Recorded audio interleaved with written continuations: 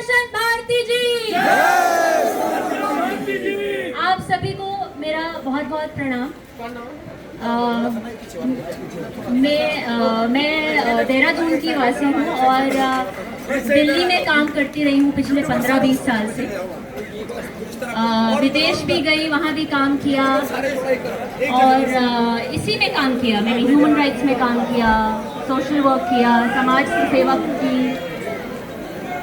जब उत्तराखंड आए तो उत्तराखंड इसलिए आए क्योंकि हम दिल्ली के माहौल से तंग आ चुके थे। औरतें वहाँ सुरक्षित नहीं हैं। वहाँ हर दूसरे दिन कम से कम 100 से 150 rape cases, molestation cases book होते हैं, दर्ज होते हैं। मेरा बेटा हुआ, हमने सोचा हम वापस आते हैं अपनी देवभूमि में, अपनी जन्मभूमि में वापस आते हैं। वापस आए तो गुरुजी के चरणों में आके बैठ गए और तब पता चला कि उत्तराखंड में भी वही सब शुरू हो रहा है, वही सब हो रहा है जो दिल्ली में हो रहा है। और ये जानकर इतना दुख हुआ कि हमारी देवभूमि में ऐसा कैसा हो सकता है, मतलब यहाँ की जनता ऐसा कैसे होने दे सकती है। दिक्कत ये है, सबसे बड़ी परेशानी ये है कि हम अपने गांवों से, हम अपने परिवारों से ही सीमित हैं।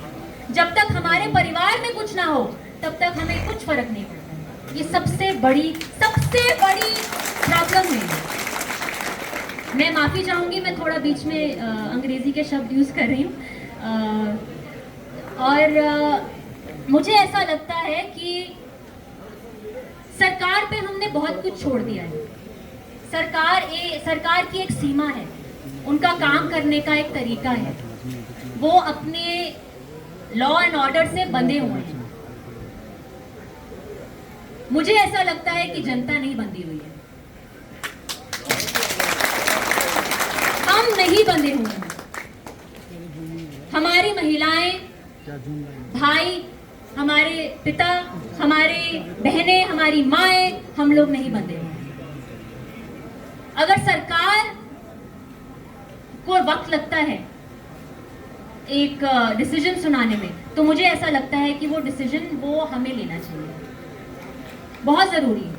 पुरोला कांड हुआ, वो सिर्फ पुरोला में ही भगदड़ मची, चाहे वो बहुत बड़ी न्यूज बनी, बहुत बड़ा, हर जगह उसका आप देखेंगे मीडिया में हर जगह उसकी न्यूज थी।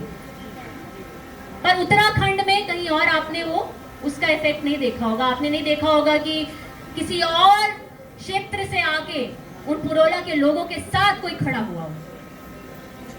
ये हमारी दिक्कत है। हमें लगता है हम अपने परिवार तक ही सीमित हैं, हम अपने गांव तक ही सीमित हैं। हम ये नहीं सोचते ये उत्तराखंड हमारा खंड है। यहाँ कोई जिहादी, कोई बाहरी ताकत आके हमारी माँ बहनों के साथ दुष्कर्म करे, हमारी माँ बहनों को, हमारे लोगों को परेशान करे, ऐसा हम कैसे होने दे सकते हैं? उन बाजुओं को उखाड़ के फेंक देना चाहिए था आपको। उसी समय वो निर्णय आपका था। और जैसे योगी जी ने बोला, क्यों देते हैं आप अपनी दुकानें, क्यों देते हैं अपने घर? मक्का मदीना जाके आपने देखा? अगर आपने नहीं देखा है, आप पढ़िए, आप गूगल पे पढ़िए। गूगल महाराज तो सबसे बड़े महाराज हैं आज की डेट में। पढ़िए उसके बारे में, मक्का मदीना के बारे में पढ़िए अगर आप लोगों को नहीं पता। जैसे योगी जी ने, हमारे महाराज जी ने बोला, वहां कोई हिंदू रह नहीं सकता। तो क्या हम हिंदुओं के अंदर इतनी एकता नहीं है? क्या हम इतने कायर हैं? क्या हम इतने कमजोर हैं कि हम मिलकर अपनी देवभूमि को, अपने खंड को सुरक्षित नहीं रख सकते इन बाहरी ताकतों से? हम जब यहाँ से आ रहे थे, हमारी गाड़ियां आ रही थी, मैंने इससे पहले जो गांव पड़ता है, बहुत माफी मैं नाम भूल गई हूँ उस गांव का, वहां एक छोटा सा बोर्ड लगा था किनारे में, उसमें लिखा था उत्तराखंड उन्नति की ओर। किस उन्नति की ओर हैं हम? किस उन्नति की ओर हैं? हमारी बहन बेटियां यहाँ से उनकी इज्जत उठ रही है, वो यहाँ से भाग रही है, इसमें उन्नति कर रहे हैं हम?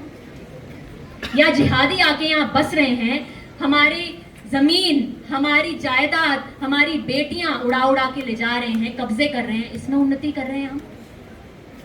क्या ये उन्नति चाहते हैं हम? 10 साल छोड़िए, आप लोग 10 साल बोलते हैं, आप 5 साल दीजिए, आपके पास रहने के लिए घर नहीं होंगे। हम जमीन भीख में मांगते हुए नजर आएंगे यहां, अगर यही हाल रहा। हमारी बेटियों की शादियां नहीं, निकाह हो रहे होंगे, निकाह। तो आज भी मेरे भाइयों, मेरी बहनों, आज भी अभी भी हम बचे हुए हैं। केदारनाथ, बद्रीनाथ, नंदा देवी,